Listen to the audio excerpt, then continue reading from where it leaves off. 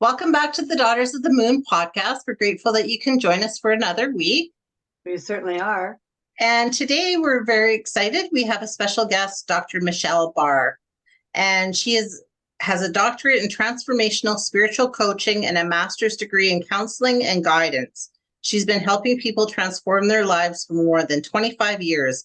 She spent 10 years as a therapist specializing in crisis and trauma before giving up her license to build her business as a coach, teacher, and speaker. For the past 15 years, she has been helping her clients release their junk and move into their destinies. While working as a therapist, Dr. Barr specialized in crisis and trauma, addiction and abuse, generational dysfunctions, and personal growth and development.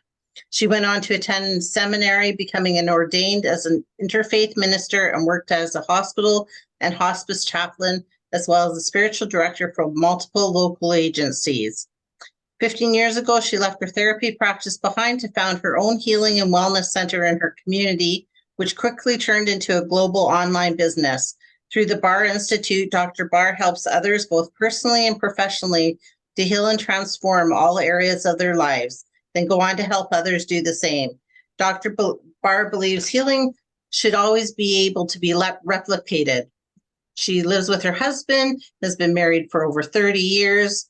Their family includes one son, two daughters, and most recently their first grandbaby. Her and her husband live in Dallas, Texas, and enjoy a summer residence in Lilydale, New York. She is the founder and creator of the Barr Institute through her coaching and training, her programs and classes, her retreats and masterminds. She provides a high level of support and guidance, empowering her clients to create the work and life they desire and resolve all that is getting in the way so they can show up in the world with clarity and confidence and deliver their soul work to those who are waiting for it. So welcome. It's very nice to have you. It's great to be here. That was great. I do have a new grandbaby, so now I have two grandbabies. Oh, nice. That's very exciting. Yes, congratulations.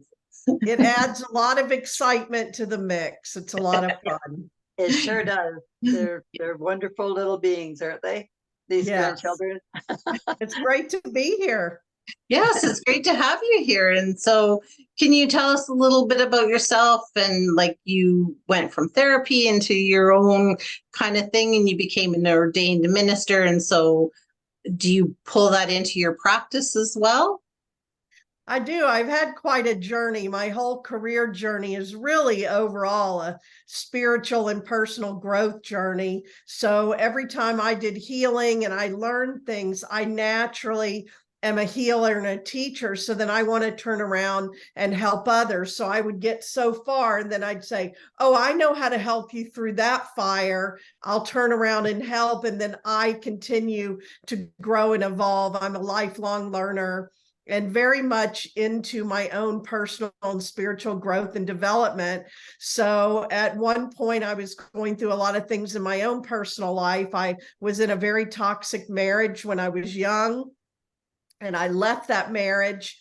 And as I was going through a spiritual awakening and my own healing, I went to graduate school to become a therapist, because at that time I knew I was a helper and healer, but I only knew traditional routes. Much later, I found energy medicine. I realized my intuitive abilities and I explored all of that. So I was a therapist for some years, and I was working in a psychiatric hospital, and I really was called into seminary because I believe that every crisis is a spiritual crisis, no matter what you believe about God or not, and any form of spirit, however you understand that. And so I was called to seminary as an interfaith minister so that we can minister to everyone in whatever faith they're bringing. And I would be in the hospital as a chaplain and in hospice, just attending to people's needs and meeting them wherever they were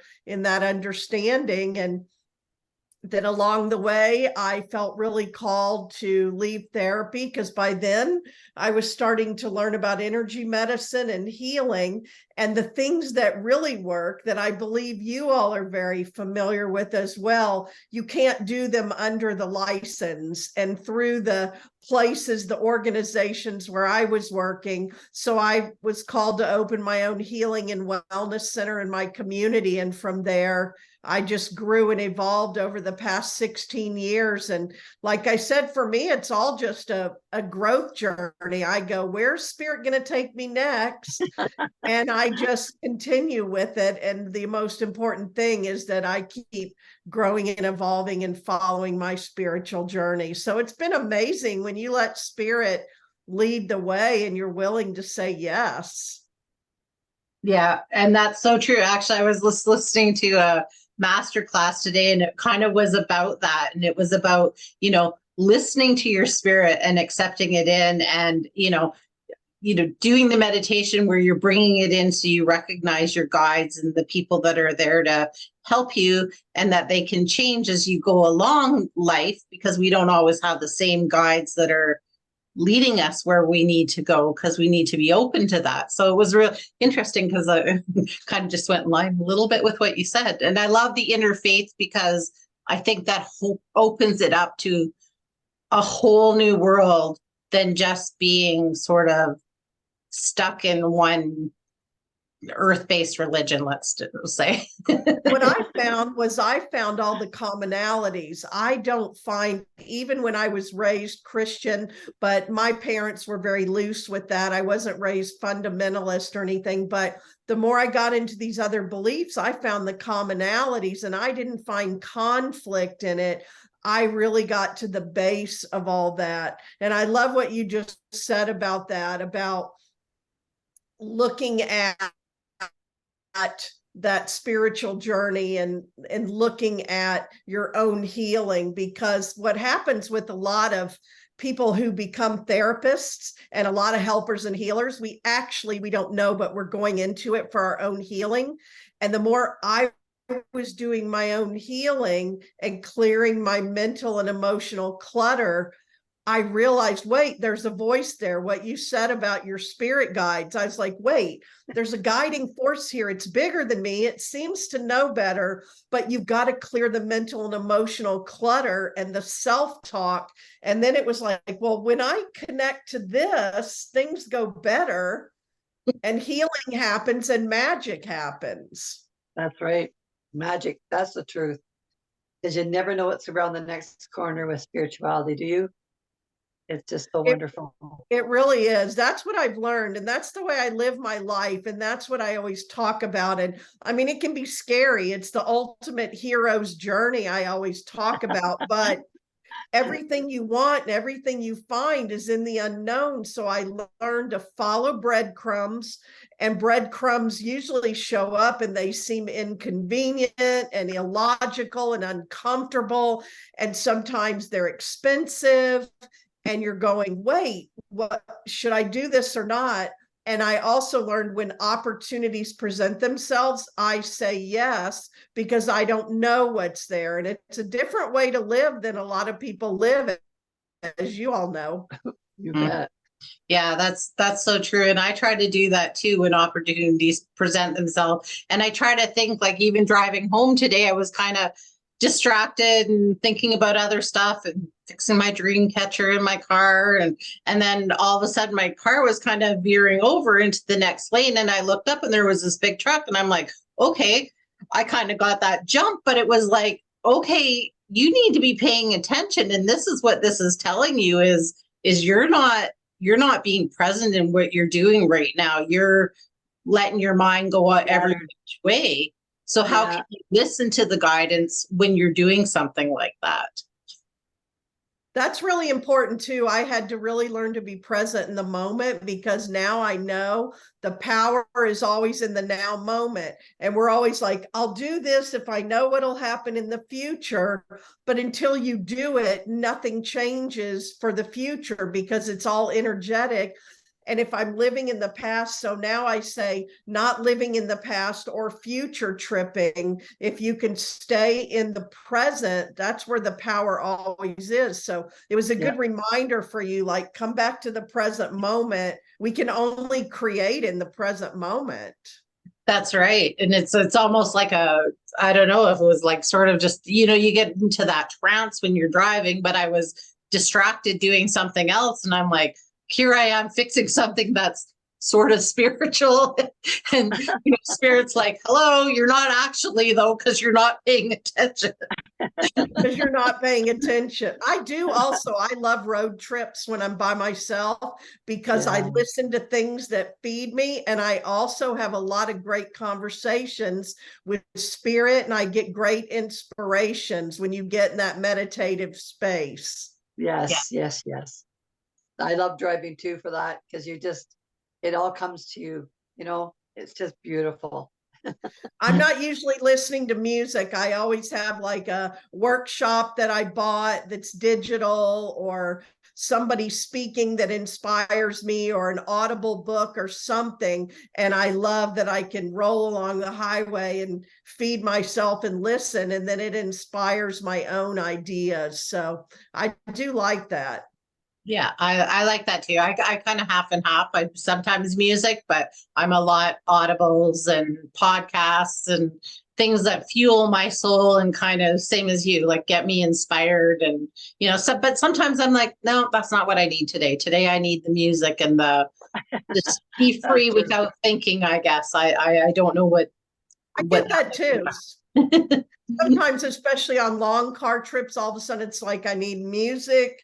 I don't want to think anymore. Or sometimes I want complete silence. Yes. And that's when I hear or get information, or just things, really letting things settle. Yeah. When they hit you too, it's like, whoa, I didn't expect that one.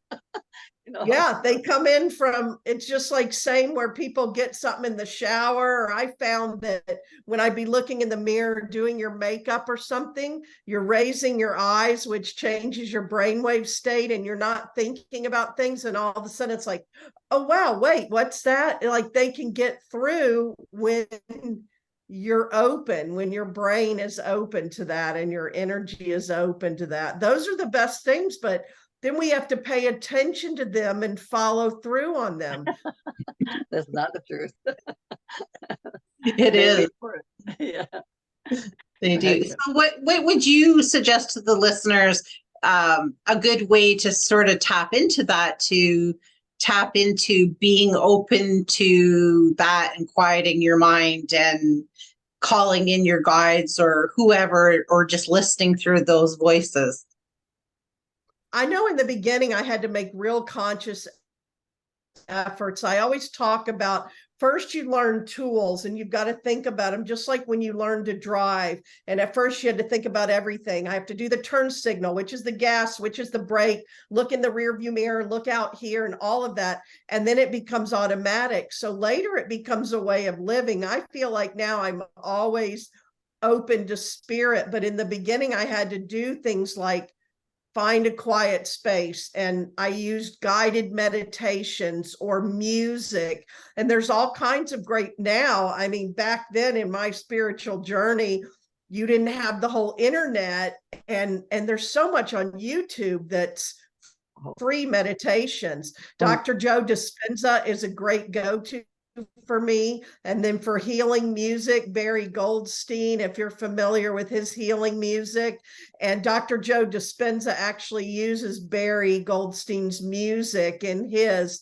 So you'll find all these. The other thing I like listening to, if you ever listen to the frequency music, the different megahertz for love or abundance, or things where you're just training your brain, because I was just always so busy and I had a lot of negative emotions. So I'm giving the sign to spirit, like, I'm busy, I got things to do, I can't think about that right now. And then they can't really get in. And when you worry all the time, or you're always busy and frenetic, your energy is so close to your body. So I had to consciously take time to expand my energy so that spirit can really get in more easily. If your mind is always running and always junk, it'll be harder. So what we were talking about, filling my mind and retraining my brain and listening to and reading things that bring me in a higher vibration. So I say, starting out, I found this one guided meditation. It's still around and it's been years, but it was called The Healing Waterfall. And back then it was on a CD, of course. And I would just listen over and over again. You've got to train your nervous system and your body.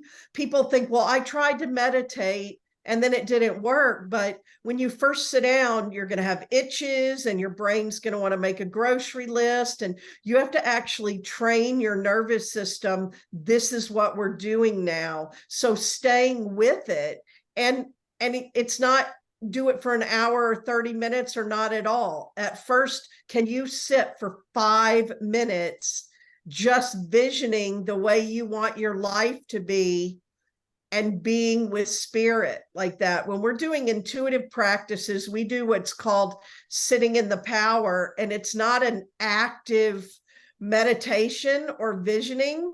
It's literally to learn how to work with the spirit world, and you just sit and you expand your energy until you bump up against the spirit world, and then you let spirit merge and you just see what it feels like to blend.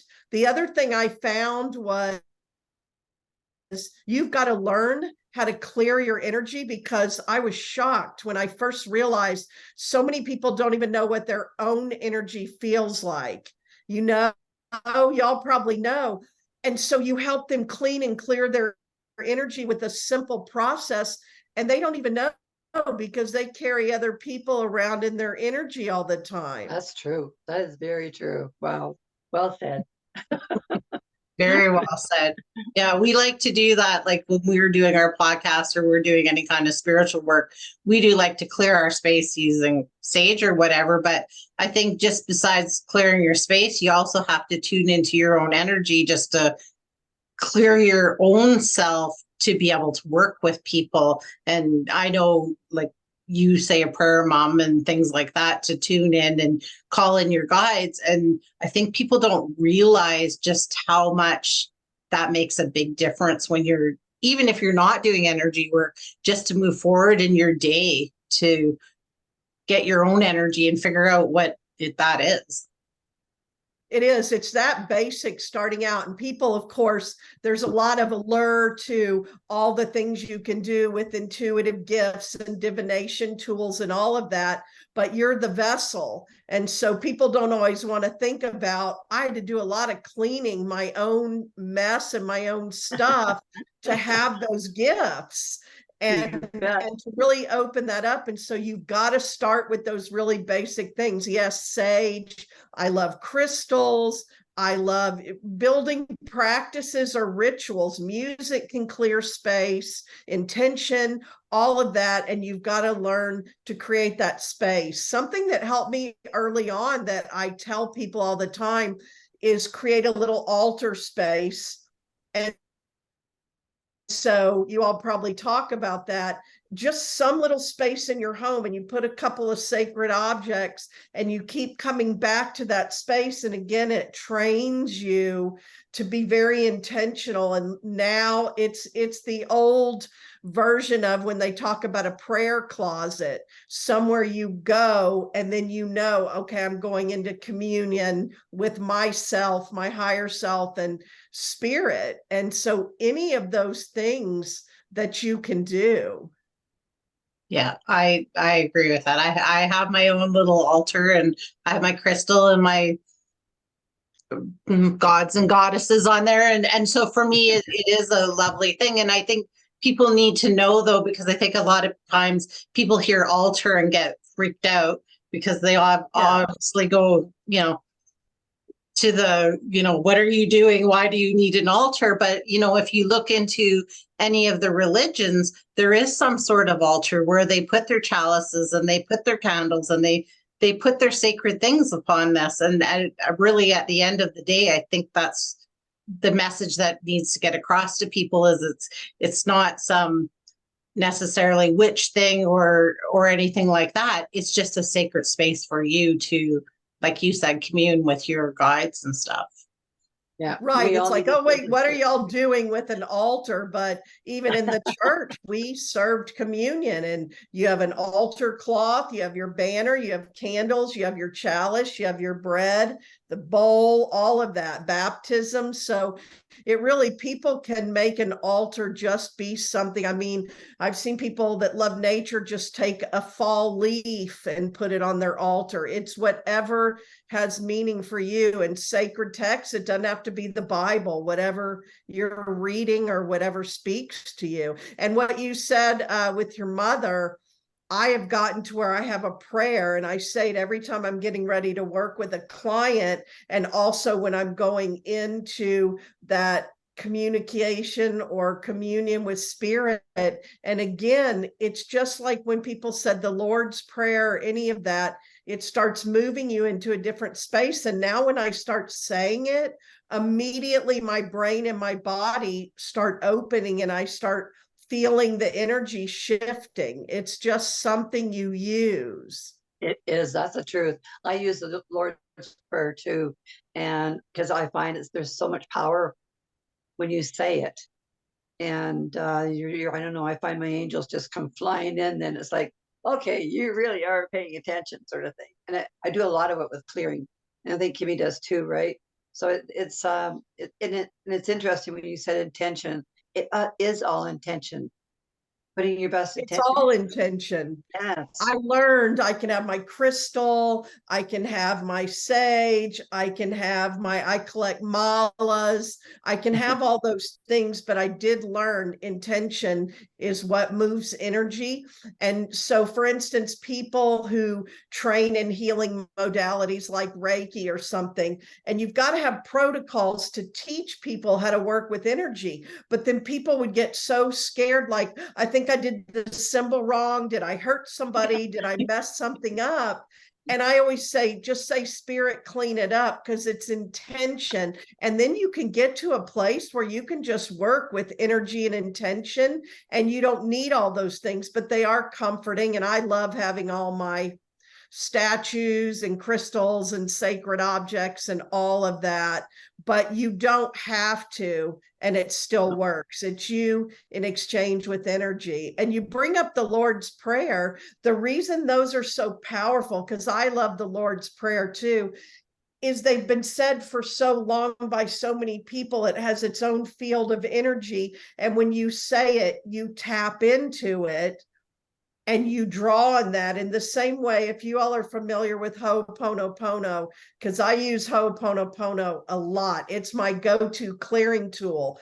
And so you're plugging into a whole field of people who've been saying that prayer for generations and eons, and you tap into it.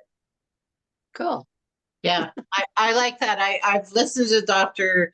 Joe Dispenza when he talks about the whole Pono and that prayer. And I think it's intriguing because it's such a small prayer. Really. It's such a small prayer, four phrases, and yet there's so much to it. But why it works, because of what we're talking about with the field of energy and intention. You can start using it if you just say the four phrases: I love you, I'm sorry, please forgive me, and thank you. And you don't have to know all of it. But then I read the book, Dr. Joe Vitale, Zero Limits, and it changed my life. And I've been using the Ho'oponopono now since 2007 or 2008. Wow. And there's so much to it, but it works. You don't even have to know all of that. But if you want to, you can go very deep into it. Yeah, I would think so. And I think that's nice, right? Because you're really just kind of surrendering when you're with prayer, I think is the biggest thing, right? You're just saying there's something bigger than me that can lead me through this, is how I feel about prayer. That's exactly where it starts. There's something bigger than me, because my life was a mess. I was in a toxic marriage. I was young. I had a child young. So when I left that marriage, I had a 2-year-old. Then I was a single mother suddenly. And I hated my job. My money was a mess, everything. And I was just spinning myself. And then all of a sudden it was like, wait, there is something bigger. And the more I tap into that and open to that, and my life just started getting better and better. You have to do the work though, because then people want it to be like they talk about sometimes, rub the magic lamp. And I both know manifesting is absolutely magic, but you have to understand and do your part. And what's hard for people is you have to do your part first, and then the universe brings the magic. But we always have to go first. Mhm. I've always said that because it always intrigued me when like the law of attraction and everything was coming out and was really big, and people are manifesting and putting out their dreams, and it's like, okay, but if you want to, the man of your dreams to come into your life, you can't sit on the couch and eat potato chips because he's probably not going to knock on your door, right? You got to do the work. You got to get out there. You got to, you got to put it out there that I'm going to go out to places. And no, you don't have to be actively seeking somebody, but, maybe just get out with people. So that there's that advantage, right? Or getting money or those kind of things. Same thing, right? You can't just sit on the couch and expect that's all going to come to you.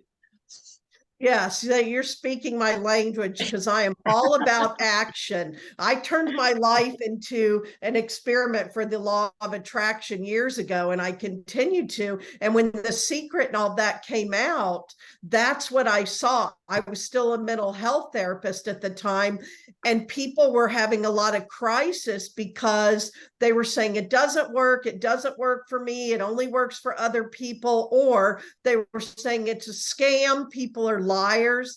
And I have been able to study with a lot of people that were in The Secret and that have been mentors to me. It's just they didn't fully understand. Like you said, I had one mentor who said, people think, I just want to sit on a golden pillow all day. And you have to follow the breadcrumbs and say yes to the opportunities. And that's what they all have done to create that success in their lives. Jack Canfield, Joe Dispenza, Joe Vitale, Lisa Nichols, all of them. If you study, they're all saying the same things, and it goes back to ancient principles, but people just want it to be fast and easy, and it is once you understand it. But you have to do your part. And the hardest part for me was, again, I had to deal with all my stuff and take responsibility in order to get the power of it. Yeah, that's very true. Can you tell us one of your law of attraction stories, just for everybody to hear? Just one? Is there one that you could share? Yes, I have a lot of them, because for years now, and when I go online or on social media now, I always say, you can't make this stuff up, That's because good. they're so great. I mean, big ones and little ones, but people are always wanting to create money. And so I have lots of stories around, and they don't understand, why is this not working? So when I need to create money for something, I get the exact amount of money that I need. So one time, well, this is a good one because it involves Dr. Joe Vitale. And I was given the opportunity to meet with Dr. Joe Vitale, and I'd always wanted to. And the opportunity came with a big price tag. You had to invest in something to get in the room with him. And I knew I had to do it. It did not make sense for my business at the time or any of that. So I said, I know I need this money. And what I learned was not to say anymore, I can't afford it, or I don't have the money. So that is something I've shifted, because that's a money story. My podcast today was about drop your money stories, because they're so powerful. So at this time, I was really playing with it, and I learned so many lessons. At the time, it was a huge amount of money for me. It was $7,500, which at that time was like, how, I don't even know how I would create this. And your mind will just say, I don't know, but that's not your part. And so I said, I'm having this, I'm doing this. The opportunity showed up. It answers what I know I need for what I want next. I'd been having these things about meeting Dr. Joe Vitale and the Ho'oponopono and all of that. And so as soon as you ask, it is given, and the universe starts giving you opportunities. So I said I wanted and needed this money. So I said, I am creating new money for this opportunity. The money I have now is earmarked for other things. So I didn't say I don't have it or I can't afford it. Then here's the hard part. The minute the money starts coming in, you have to keep your agreement with the universe. So you have to put that money toward what you said, even if, but now we need new tires for the car. Now I should pay off my credit card. What's reasonable and responsible? So the first $500 came in through a new client, new money. So I immediately sent it to them. I put down the deposit. I said, I have given myself 3 months to create this money. So I set the intention, and all of the money came in within 8 Wow. weeks. And it came from different places. So I got a check from my mother in the mail that I wasn't expecting. I got some clients. We had stuff in our garage, and all of a sudden my husband was like, I was cleaning the garage and I found this stuff. How do you sell stuff?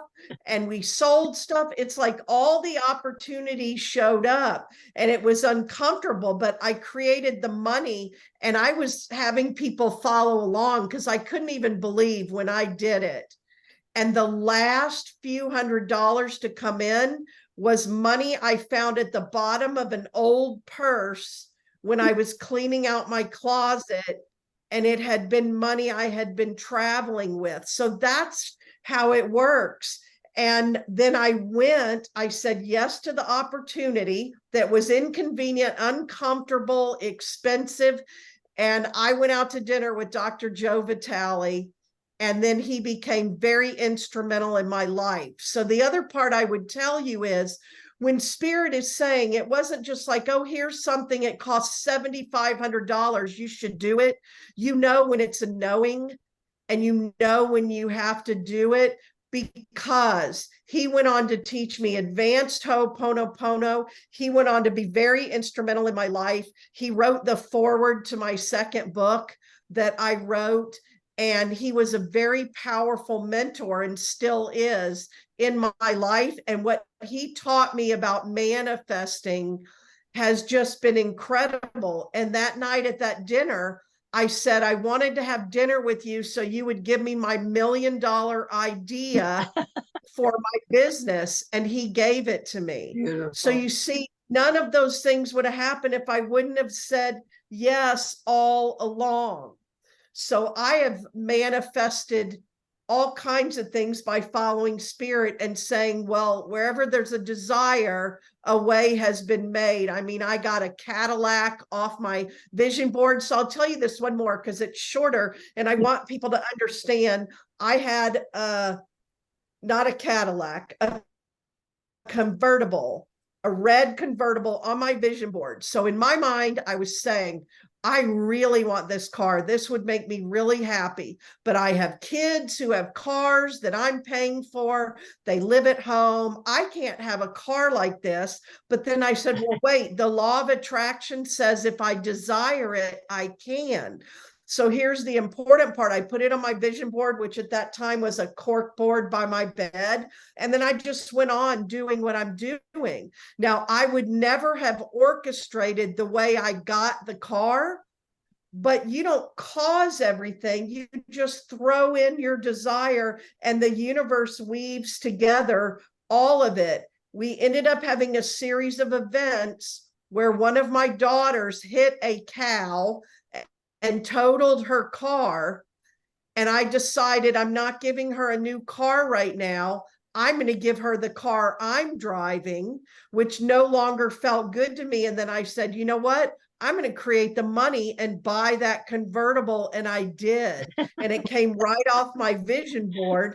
So all those things had to come together. And I said, I never would have orchestrated that my daughter would total her car or something like that would happen, but that's all that trust and then responding. So those are just a few, but I mean, I manifest everything now. I love it. And we're both very big believers in the vision board. We've been doing them for a long, long time now. And sure you know, That's the truth. one of mine was our podcast. I put that up there. I was like, I'm going to put that on my vision board because I want it to be successful. And when we started out, I had no idea what we were doing. I'm like, No, hey, we you want to didn't. do this? This sounds like fun. And then, you know, my husband was like, okay, here's a microphone for your birthday and some headphones. And, you know, I talked to some different people. And then in the beginning, it was just her and I talking.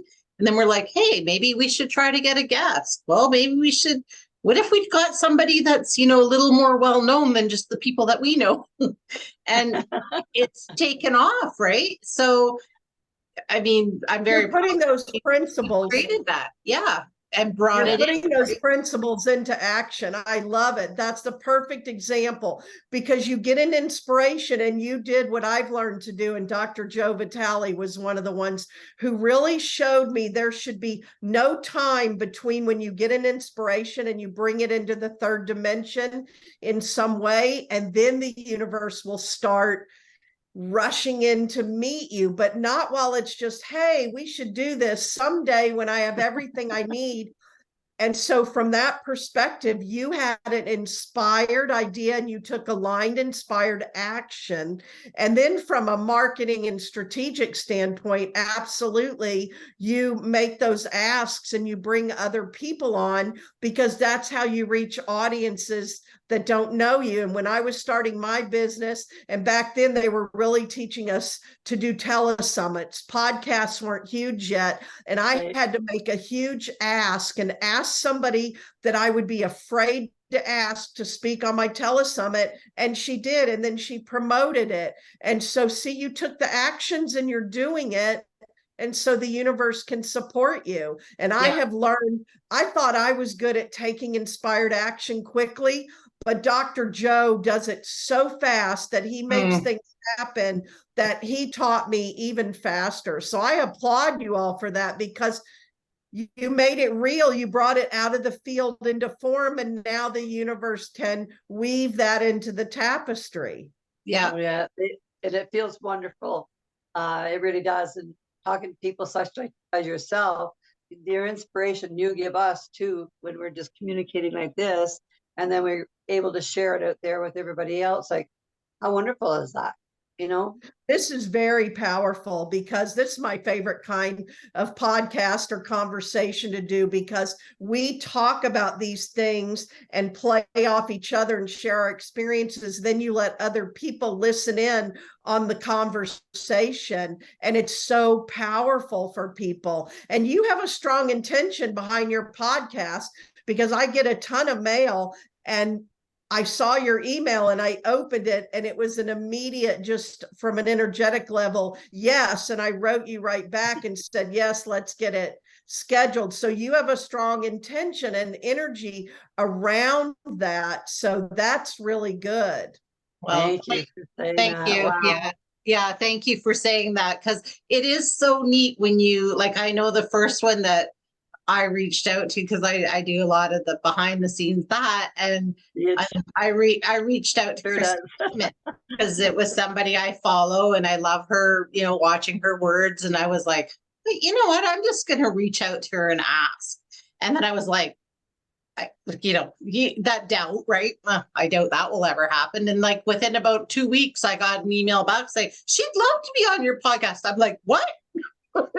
And I was like, did that. That's so cool. You did, and you never know. And then the more you have people on, it just expands your reach, and then people can find you, and then you may even get asked to podcast trade or share, or you speak on someone else's podcast. So yeah, you got to just get in there and take the action, which you did. Yeah. We've been on a couple. So yeah, that was the first time that happened. It was like, what, us? but You but have to Mom's get good because past. she's inspirational to me, and she pushes me, and she's like, we can do this, we can, so it's a good meld of things. And I love this kind of conversation too, because I do think, and that's one of the things that we wanted to do with this podcast, was to bring this energy to people and to bring this inspiration to people and different ideas about how to do things, and maybe people to follow that would inspire you to create your best authentic life, really. I think too, Modeling. people needed to know there's all kinds of ways that you can work spiritually, because some in the past we could have got stuck in one route and not allowed ourselves to carry on. Where the podcast is supposed to be to say to people, look at all these other things you can have some fun with too, and create this reality for yourself. You're modeling also another spiritual principle that is very much like me that you all are doing, and that is when we're messengers and spirit taps us and calls us, we respond, even when we may feel inside like, well, who am I? Or I'm not ready, or I need something. I just get out there. I'm asked to get on the stage and I didn't feel ready. And I just kept doing it because I believe that if spirit brings me an opportunity, I have everything I need in that moment, even if I don't feel ready or I feel scared. And I've had to do that over and over again, and it will take you really far. So even when you were saying, well, let's just get out there and get going, and you had somebody inspiring you all inspiring each other, and that's what it takes, because you got to just get out there and do it. Yeah. And we have fun, and we have fun with this too. Like, we really, really enjoy it. We have so much fun. Yeah, we do have a lot of fun. And, and it's good because I love that when you're talking and, exciting people like you and us, and your vibration keeps rising and rising. And I think that is such an inspiration to people. Like, I know with the people that I like to follow and listen to, like Dr. Joe Vitale and Christy Whitman, and they have this energy about them that they're like, ooh, they're big. Their energy's big. And I think through these kind of things, we can inspire people because it raises their energy up too, which also totally helps with the attraction. That's so true. That is so true. Yes, I love that. We look at them and we go, oh my goodness, look what they're doing. But you're that for somebody, and you keep doing that. And then you grow, like you're saying, and you're talking about bringing the joy factor in, because when you love doing it, I mean, I can have conversations like this all day. So I love it. It makes it even better, because this is what I used to sit around and talk about with people that would talk with me about these things for free. So we love doing it. Absolutely. Yeah, we absolutely love doing it. It's been a path, and you're right, because it is something that we've talked about forever. And, people ask you, and it was really funny because I was really kind of in a stuck spot, and I was like, how do I serve? What's my purpose? What am I supposed to be doing? And, I want to get my spiritual business going. And it's like, nothing was really kind of coming about. And it's like, I said to Mom just the other day, I said, maybe this is my service. Maybe this is my breadcrumbs of how, right? Like, she's got a little bit more of the spiritual business going with that as well. And those are her breadcrumbs, but we can have the same community and the same ideas and still have our own thing. Same intentions. Yeah. Moving forward. Yeah. Yeah. Very much. And then again, from a strategic place, as well as being a spiritual messenger, it always helps. Even before people feel ready, I say, get out there and put your message out there, because it's an online world, and you build that content. And this is what I know, spirit will always connect the dots. But if you're not out there, spirit can't connect the dots. And people, even in the beginning of my business, would be like, I don't even know how I found you. I was Googling and I don't know what I was Googling. And there you were. but I wasn't chasing them. They show up. I don't even know their names or anything about them, but I was out there so spirit could lead them to me. So that's what you're doing. And people find stuff from years ago with me. So all of this, you're building content that makes you able to be found more easily. Yes. Well, thank you. Yeah, no, and we do love it. And we both love the creative collaboration with people, because the more people that we get to talk to, it's interesting because the more opportunities open up for a person. Whatever that may be, we don't know. The world's just an oyster at this point, and we'll wait to see what happens. But I think it's amazing. Like, it's amazing that there's people like you teaching it. And I think it's, inspiring to have these conversations. Oh, totally. They're needed. They're needed for the world to hear, to help them inspire and change themselves to be better. That's what it's about. It inspires us. We're inspiring each other. We're all raising our vibration together. And then we're reaching other people as well. Yeah, which is perfect. So we do so appreciate you being on here with us. And can you tell our listeners where to find you? Yes, you can find me the most. I'm on Facebook every day teaching all of this, talking about it. And I love to connect with community there. Michelle Barr, facebook.com/Michelle B. Barr. Also, my website, michellebarr.com. And then you can find all the resources and all of that I have. I also teach and train and talk about all of this we've been talking about on my podcast, Loving What's Next. Podcast.com. Perfect. Well, thank you so much for joining, and I'll put all of that in the show notes. And yeah, it's been an absolute pleasure talking to you. It really has. I've really enjoyed. You really stirred up some new things in me to think about too. So, and I guess that's what the podcast is about too, right? It is. I love that. I have loved meeting you all now that we're connected. I'm so excited. So we'll stay connected. I'm excited to connect with your community and connect my community with you. Oh, wow. Nice. Nice. Yeah. Yes, us as Beautiful. well. So thank you so much. It's been just a great pleasure having you on with us. Thank you so much. Come back anytime, okay? Yes. Okay. Okay. Thank you, everyone. We'll see you next week.